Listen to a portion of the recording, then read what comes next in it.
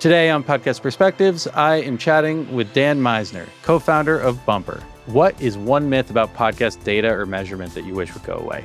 That downloads represent people. You might know Dan from his time at CBC and Pacific Content, but recently he's been challenging everyone, from indie creators to big podcast networks, to move past the download metric and start tracking who's really listening, for how long, and where the value truly lies in audience engagement. Together, Dan and I are going to dig into the biggest changes in podcast data, how shows can prove their impact, and why building engaged audience has never been more essential.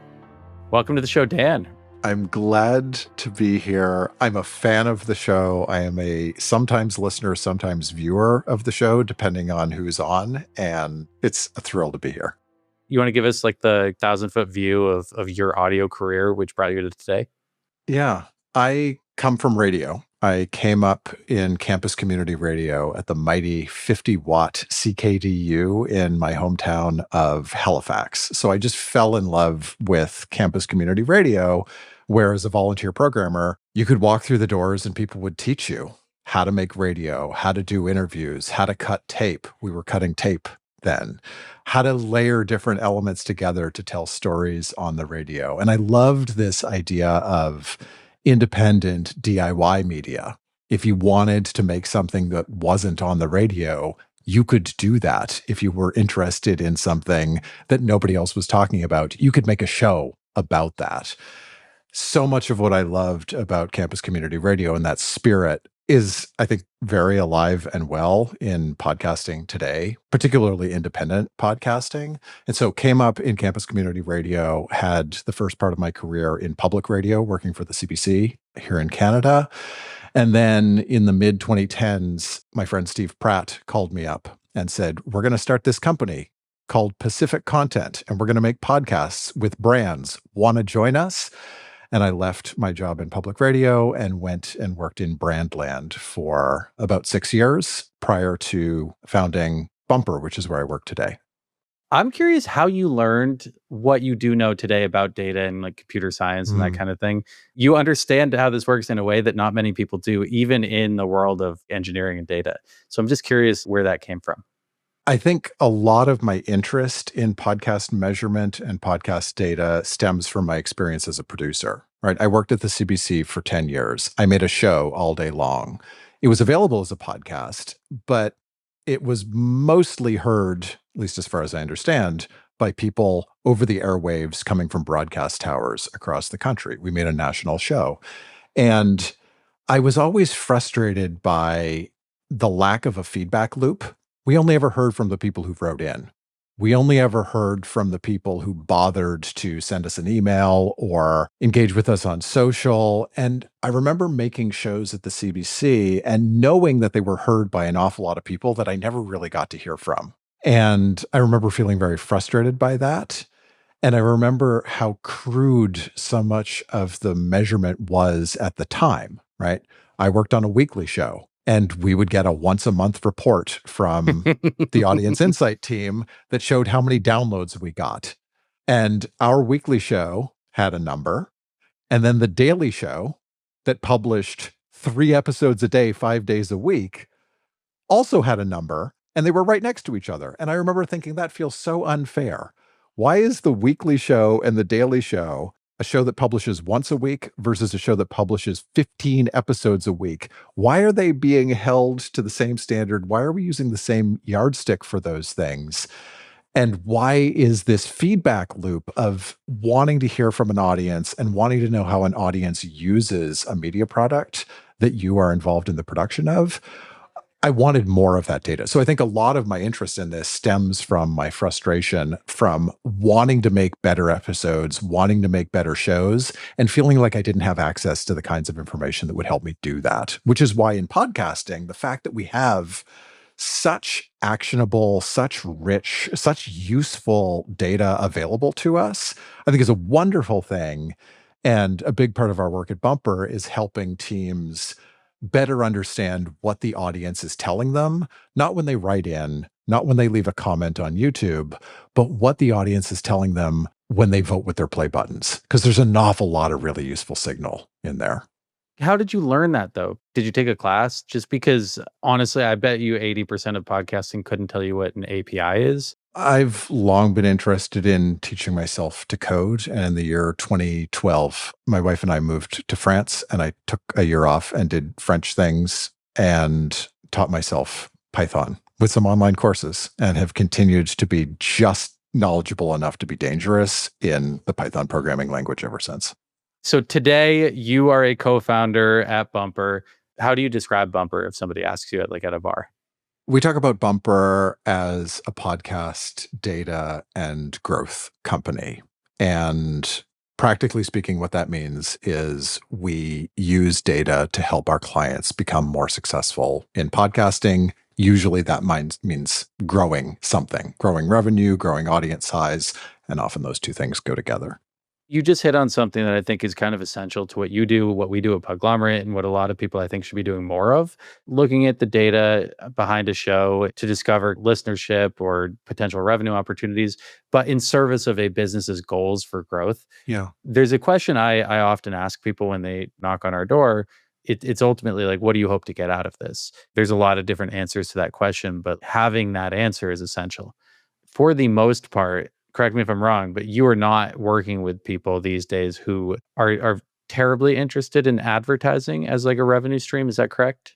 We work with a fairly large number of ad supported shows, and we work with a number of shows and teams that make shows that don't carry any advertising whatsoever. And a lot of people somewhere in the middle, right? So some of our clients are large, well known media companies whose names you would know, whose names are listed on our website. And 100% they sell ads, and that is their primary mode of generating revenue from podcasts. We also work with some nonprofits and not for profits who don't run ads in their shows aside from house inventory for their own initiatives or their own other shows on the same network. And then we work with a really interesting kind of spot in the middle, companies like HubSpot or companies like BiggerPockets, where there's ads in the shows. And sometimes those are ads for outside products and services. And sometimes those are ads for, in the case of HubSpot, HubSpot's own product. Or in the case of BiggerPockets' own downstream businesses. Right. And so I tend to think of this as a spectrum where you can be kind of all in on ads and ad revenue. You can be out of that, or you can be anywhere along. And that could be sort of a piece or the entirety of your business model. But one of the great things that I love about our client base right now is everybody's got a slightly different model, and we get to sort of see what's working for different folks along that spectrum. One of the things I run into fairly often is there are people who will come to us looking for production growth or anything in between who don't necessarily understand or know how to measure what they could constitute success. When somebody comes to you that just they have a clear vision of what they want, but they don't necessarily know how to like track success there, what are some of the things that you ask them about in terms of like how they can solve that problem? I think for us, a big piece of this comes down to what you were talking about earlier. What are your goals? Or what is this podcast supposed to do for you?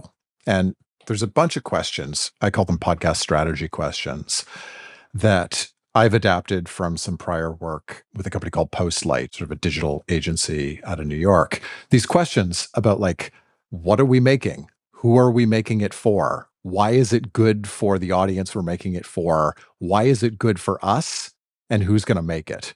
If you got good answers to those 5 questions, especially the why is it good for the audience and why is it good for us as a company, as an organization, that is a really great place to start from. And if you do not have good, clear answers to those questions, particularly why is it good for listeners? Why is it good for the audience? Why is it good for viewers?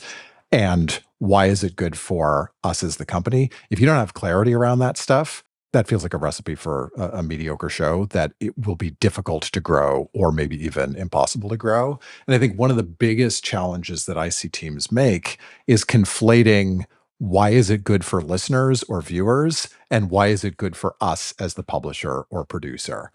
If those are the same answer for both sides of the equation, that tends not to lead to success, at least in my experience. Why don't you walk us through what is the Bumper dashboard? And you mentioned there are some signals that it helps you guys, address in the process. What are some of those signals? We built the bumper dashboard because we were frustrated having to check 4 or 5 or 6 or 7 separate data sources regularly in order to triangulate the truth of the shows that we work with. On a good day, without something like the bumper dashboard, you might wake up and check your audio hosting provider to get your download number. And then you might check Spotify for creators to see how your Spotify cohort of listeners or viewers is engaging with your show. You might then check Apple Podcasts Connect. You might then check YouTube Studio.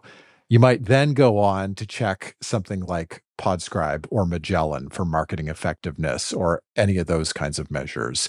You might have a login to something like FlightPath to sort of do revenue optimization and forecasting, right? It was not uncommon for our team and for many of our clients to have dashboard overwhelm, right?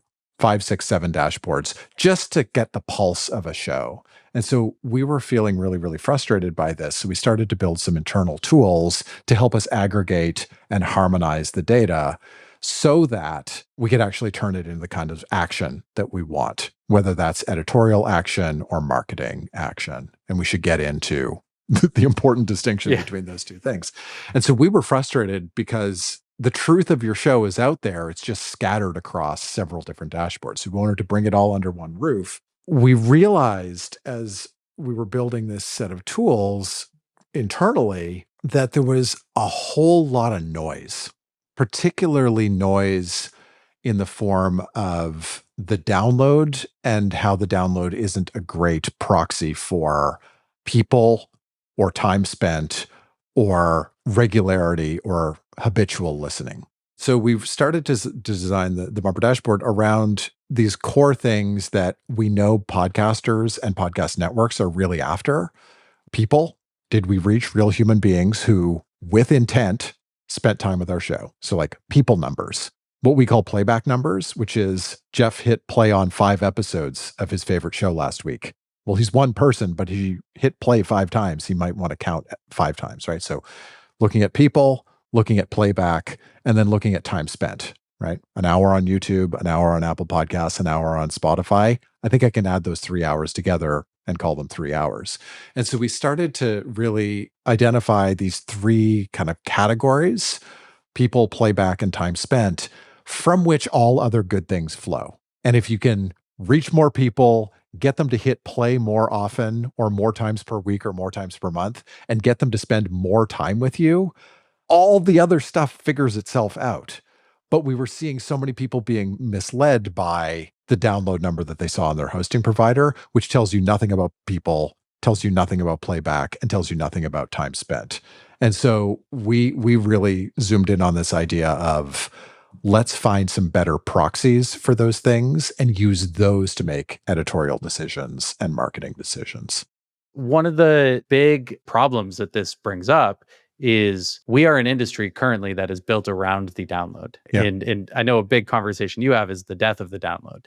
Explain why exactly a download is not something that is kind of an accountable figure for what people are hoping to do. And then do you have any like broad vision or manifesto for the death of the download and what replaces it in the future?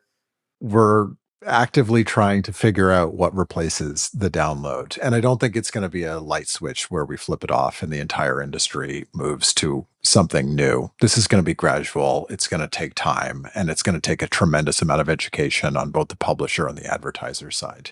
That said, if a year ago when you started beating this drum, I remember thinking, Dan's crazy. This is never going to pick up. And now today, this is kind of like just an accepted fact at this point in some circles. I think it's really worth teasing apart the different uses people have for the download figure. I'm going to break it down into 2 main use cases. One, people use the download as a signal of health. Is my show healthy? Am I growing? Is it successful? Am I reaching more people this week than last week, this season than last season? I think the download has historically been used as a health signal. I think there's an entirely separate use, which is the download as currency for transacting among ad-supported shows.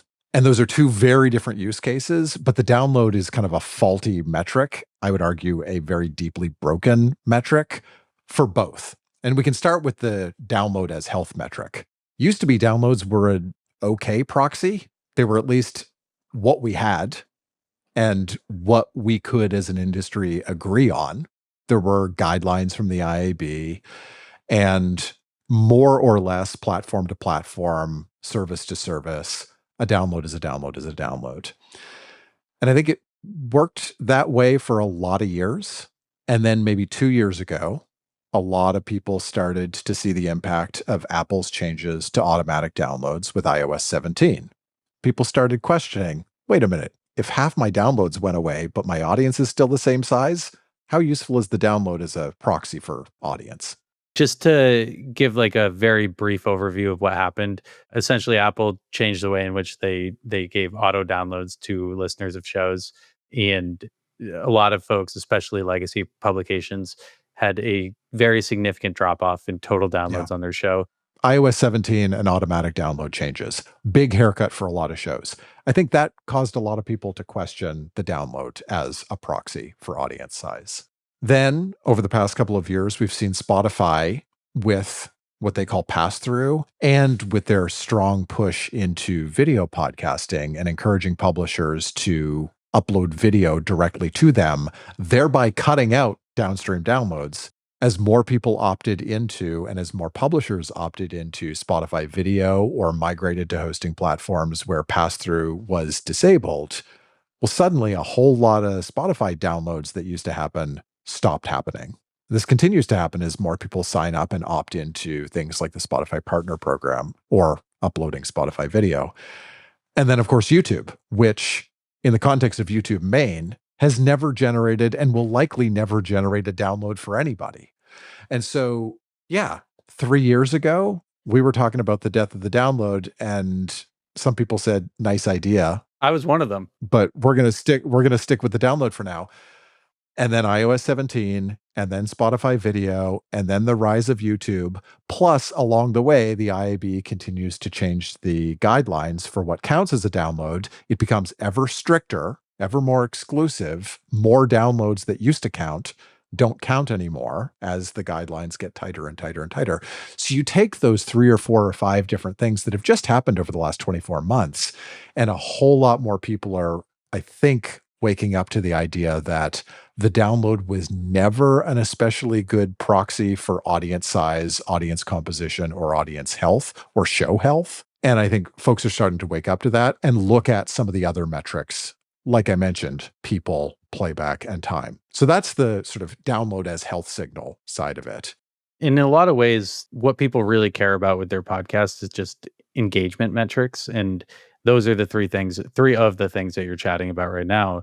It's the same as on social media. If somebody posts a video and it gets 5 views and 0 likes or comments, if you're in that game to try and like gain influence via scale and engagement with listeners, this is the same kind of idea with a podcast. If you're getting 1 million downloads, but you're not getting a lot of emails or comments or verified listeners, then it's probably not doing much. So, okay, so that's downloads as a health metric. And the next is downloads as a transactional metric. Downloads as a currency. Right. I mean, and I do think of downloads as a currency, and they operate much like a currency. And you can, in fact, exchange downloads for money, and you can turn money into downloads, right? It really is currency like. And that is so deeply broken. It is so incredibly broken. I was listening to an episode that you did with Adam from Adopter. You two were talking about essentially what advertisers buy when they buy a lot of podcast advertising. They're buying access to influence. Mm-hmm. The download as a measure of a file being transferred from a hosting provider to somebody's phone is a terrible way to measure influence. Well, it is. And something we talked about in that episode with Adam McNeil, it in a lot of ways is still a better way to purchase influence than other mediums. You know, if you're buying like a television ad or a radio ad, you're not necessarily getting any kind of traction or metrics that give you any better data. But to your point, I do 100% agree with you. As you know, there are ways in which to do that smarter and make sure that you're purchasing ads that are actually hopefully going to be heard and to iterate on that process. But yeah, you're often buying just something no one's ever going to listen to. And I think there's a tremendous amount of misleading language and misleading information in the ecosystem that does not help us as an industry. I think there's a reason why so much podcast advertising is direct response. It's related to what you can measure and how you can prove return on it. Yeah. And I would send people to that episode with Adam from Adopter to explain exactly why that is, right? It's really a great episode from this show. A download tells you nothing about whether somebody played the file that landed on their phone, and it tells you nothing about whether anybody actually made it to the ad marker or made it through the ad break. It doesn't measure what I think advertisers actually want.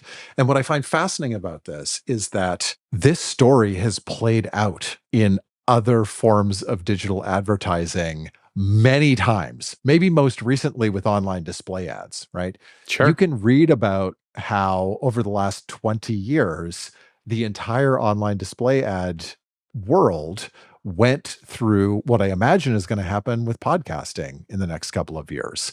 They went from transacting on ads served or ads delivered to a world of what they call viewability metrics. I'm not going to pay for ads that were loaded onto a web page, but nobody ever actually scrolled into view.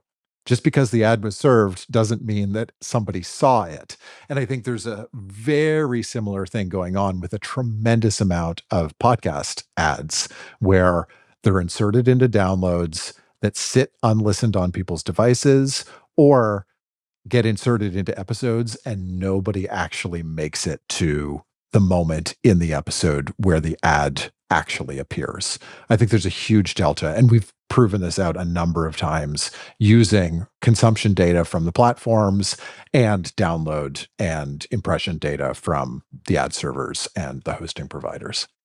So I think that's a really interesting problem that you've identified, and it's something that is 100% true. Where this gets tricky is, and you wrote about this recently in your Beef Paste blog post.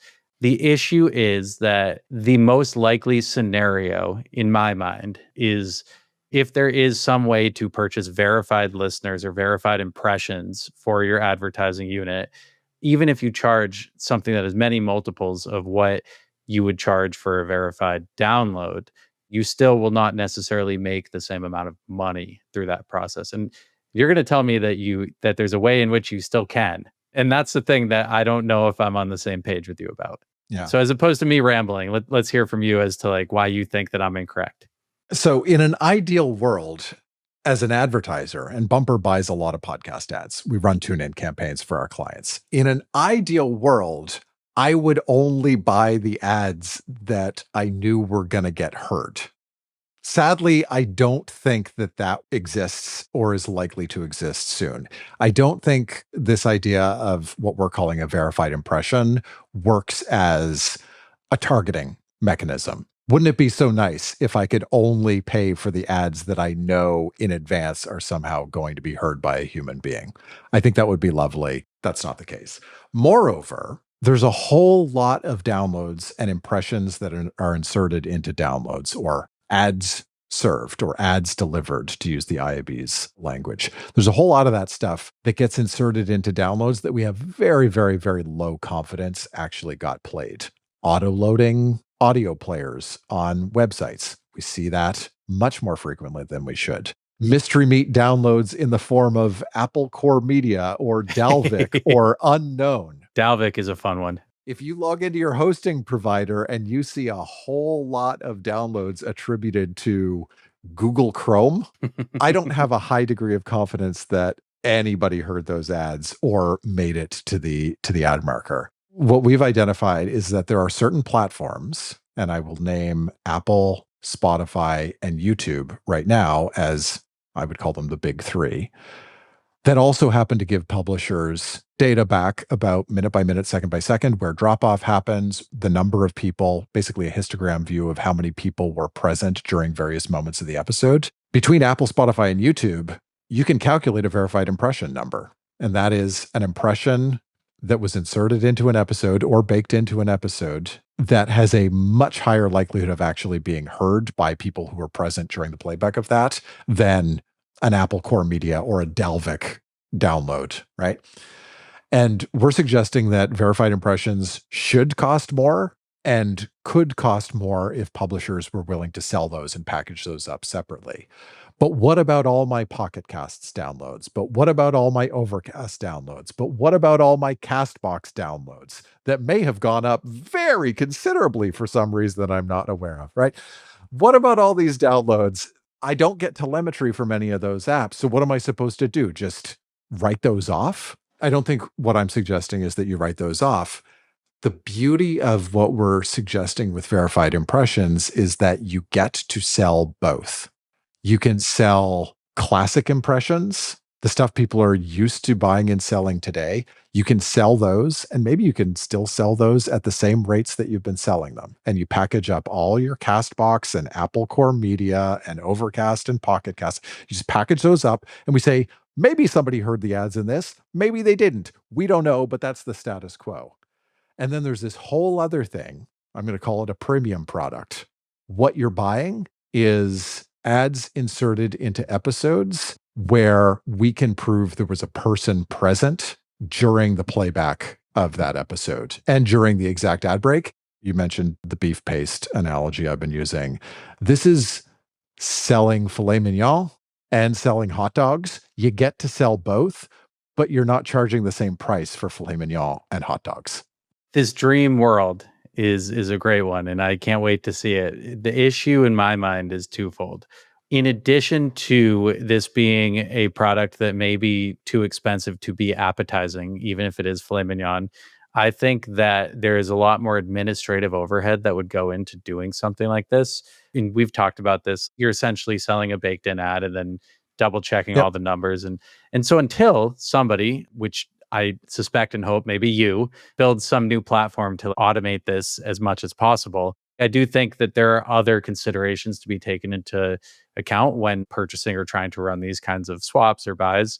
The second thing that I really want to home in on, in other industries, in order to combat selling a zillion impressions on a display ad, there are platforms that are doing what are called pay per click ads.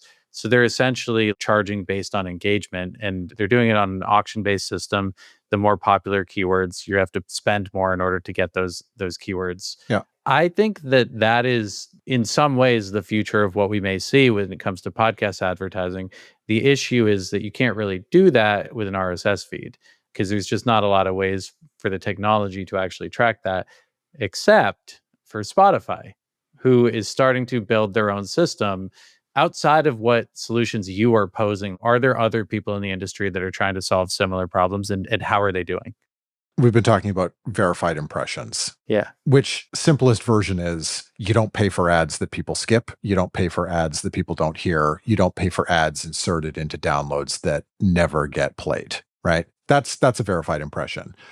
That's not far off dreamland. That's available today. Yeah. I can go to Spotify right now. I can pull out my credit card. I can go to their self-serve ad platform, and I can buy ads that I am highly certain got played back. And I get really, really good reporting from Spotify directly. They're dealing entirely with logged in users. They've got unique identifiers for every, right? It's really quite something. Similarly on YouTube, right? I can go to YouTube and I can buy ads. And last I checked, I'm not paying a dime for ads that people skipped. And so in some ways, I think you're right to bring up the sort of the classic RSS distribution of podcasting and how some of what we might like to do from a transaction perspective might be difficult to implement.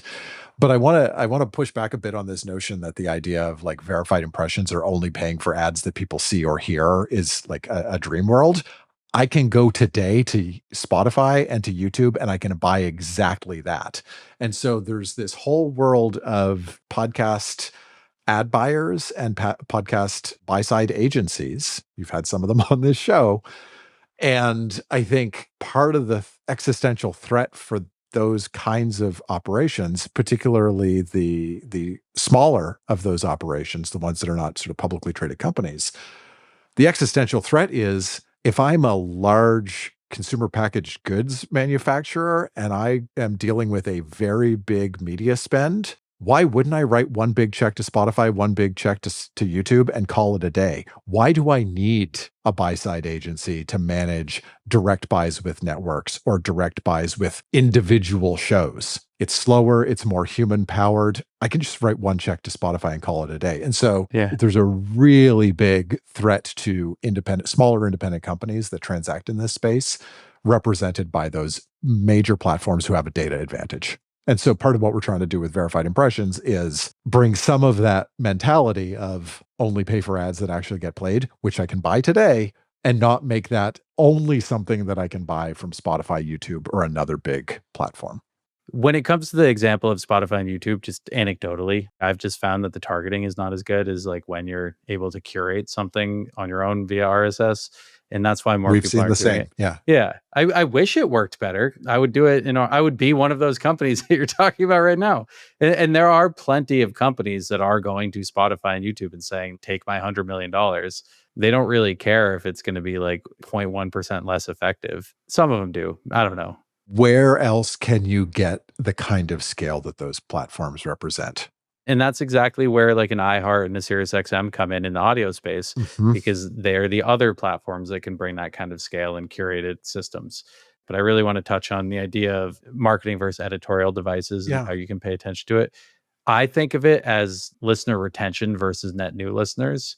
But how does the bumper dashboard help you think about bringing in both of those kinds of listeners?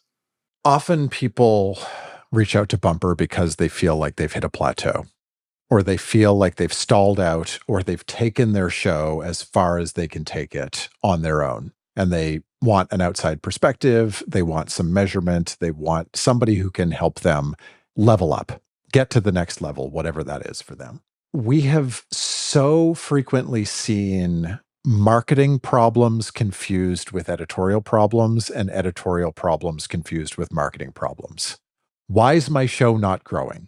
Could be that you have a marketing problem and you have not put the show in front of the right people or enough of the right people. Maybe your megaphone is just not loud enough and you need to investigate other tactics. Maybe it's paid, maybe it's a big earned campaign, whatever. Maybe you do have a marketing problem and the top of your funnel is just not wide enough. We've seen that. We have also seen examples of shows where marketing is not the problem. There's something deeper going on with the show. There is not a clear product market fit. I say this with a lot of love to branded shows. I used to work for a branded podcast production company. This is just especially prevalent with branded shows in my experience. There are a whole bunch of shows that the world is not clamoring for. Yeah. There are a bunch of shows where why it's good for the company or organization producing it is clear, but why it's good for listeners and why anybody would want to listen to it is not clear. And they've leaned too hard into the why is it good for us and not hard enough into the why is it good for anybody who doesn't work here or anybody who doesn't have, our company's name on their business card. When we are working with a client for the very first time, it's really important to triage these different kinds of growth challenges. Are we not growing because our marketing hasn't been as effective as it should be, or our marketing investment has not been as strong as it should be? Or are we not growing because our show is mediocre? Those require very different interventions. And I would not advise dumping a bunch of paid media on a show that has fundamental product market fit or editorial structure or host decision problems.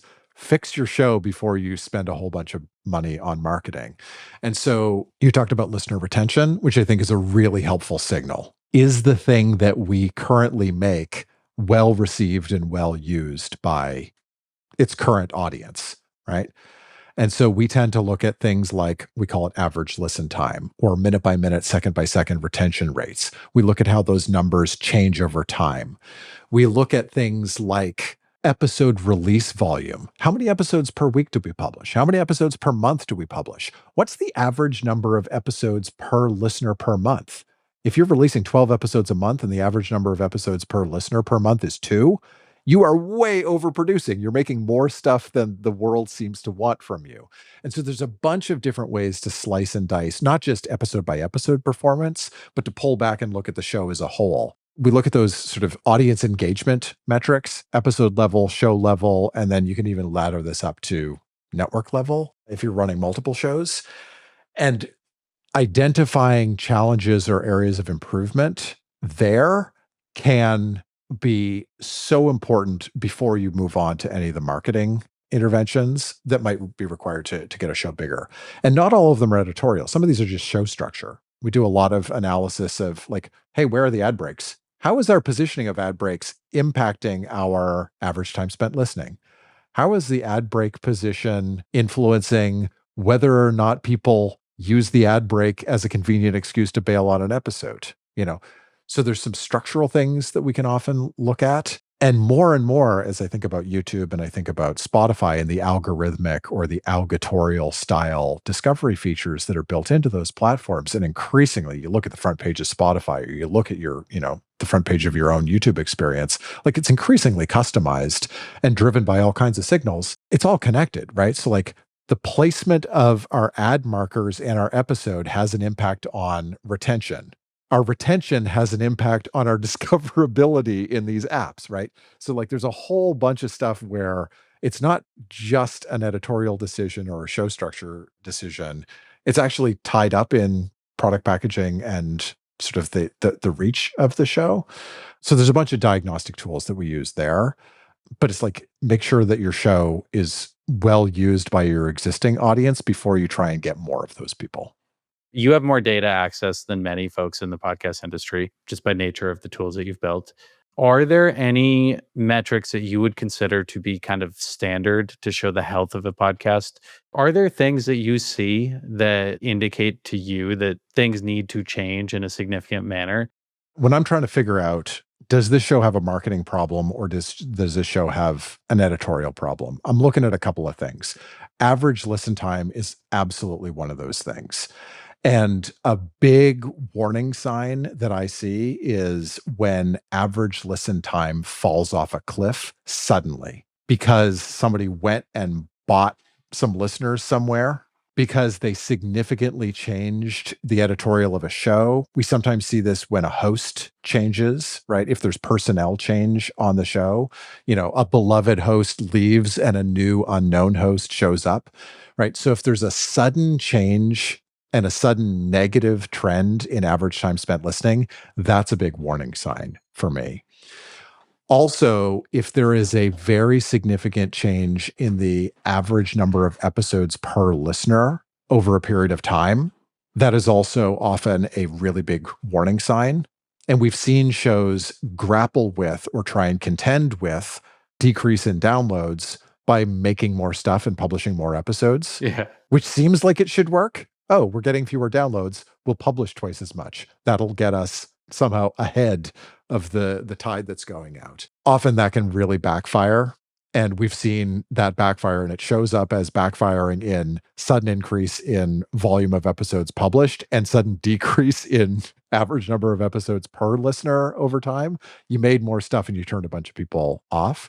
And so there aren't a whole lot of numbers that are directly available in the Apple or Spotify or YouTube dashboard that can give you kind of super actionable insights. It's the derived stuff that I pay most attention to and can often be most helpful when you're trying to figure out, is the change that we made pushing us in the right direction or the wrong direction? Because there are some really perverse kinds of incentives that people choose, like our downloads decreased as a result of iOS 17. Let's just publish more episodes. I've seen that one go wrong a lot of times. I just saw this example the other day where somebody was publishing essentially two different kinds of shows. There was like a chat show and then there was like a narrative show. They were publishing it in the same feed and using tools, actually not Bumper's Dashboard, but a very similar tool. They were able to identify that there was not a lot of overlap in who was listening to I think I know exactly the example you're talking about. Yeah, there was a handful of editorial decisions that were made in terms of how do they structure this, and the answer was that they'd set up a second RSS feed. So there's a lot of different ways to kind of address this. It's all about like what goals are you trying to address? Yeah. One final question for you: what are you noticing in the world of AI in terms of like measuring data sets as opposed to the production side? Yeah. And how are you thinking about that? This is maybe more of an AI feature of a platform that has really caught my attention over the past couple of weeks. I've been really interested in what Spotify is doing with their automatic chapter markers. I'm sure you've seen this. Yeah. Spotify seems to be, for many popular shows, creating robo transcripts, which are really good and from an accessibility standpoint, incredibly helpful for so many people. I love them. They're taking these robo transcripts and they are using some system on their end to add automatic chapter markers to videos that did not specify chapter markers.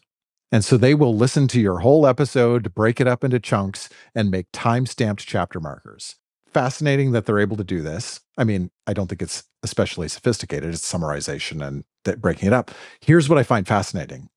We have started to see evidence that those AI-generated chapter markers are prompting user behavior that the producer of the episode might not have ever expected.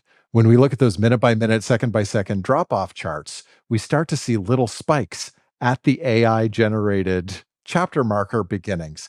People are, for their first time, so we know this because we've been running some paid campaigns driving net new listeners to shows.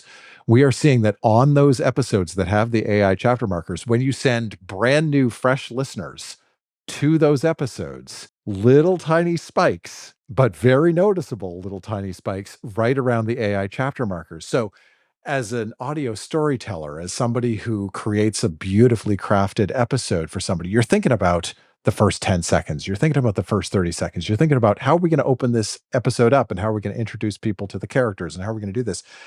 And along comes AI generated chapter markers and it completely short circuits some kind of experience that the producer was trying to create. I find it fascinating. I don't really know what to make of it yet, but I think it is remarkable that a chapter marker that no producer explicitly put on the episode is being used by net new listeners to skip over the intro, to skip over the boilerplate, to skip over the explanation of what the show is and who the personnel are, and get right to the thing that they were interested in.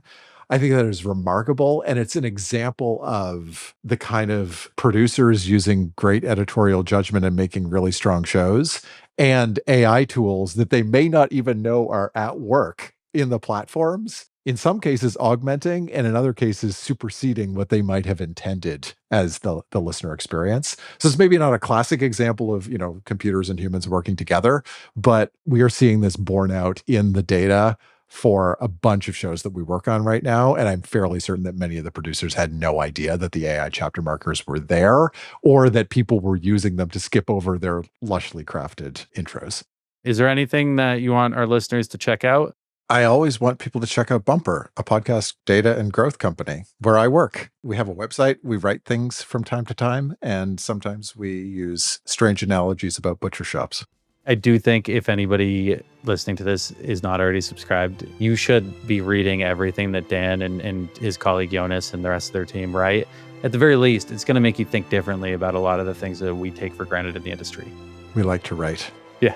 Jeff, thanks for having me. Super fun. Thank you so much for joining us for this week's episode of Podcast Perspectives. You can find Dan Misener on LinkedIn or at wearebumper.com. For more podcast-related news, info, and takes, you can follow me on LinkedIn at Jeff Umbro. Podcast Perspectives is a production of the Podglomerate. If you're looking for help producing, marketing, or monetizing your podcast, you can find us at podglomerate.com, shoot us an email at listen@thepodglomerate.com, or follow us on all socials at PodglomeratepOds. This episode was produced by Chris Boniello and myself, Jeff Umbro. This episode was edited and mixed by Henry Lavoie. Thank you to our marketing team, Joni Deutsch, Madison Richards, Morgan Swift, Aaron Weiss, and Stefan Moore. And a special thank you to Dan Christo.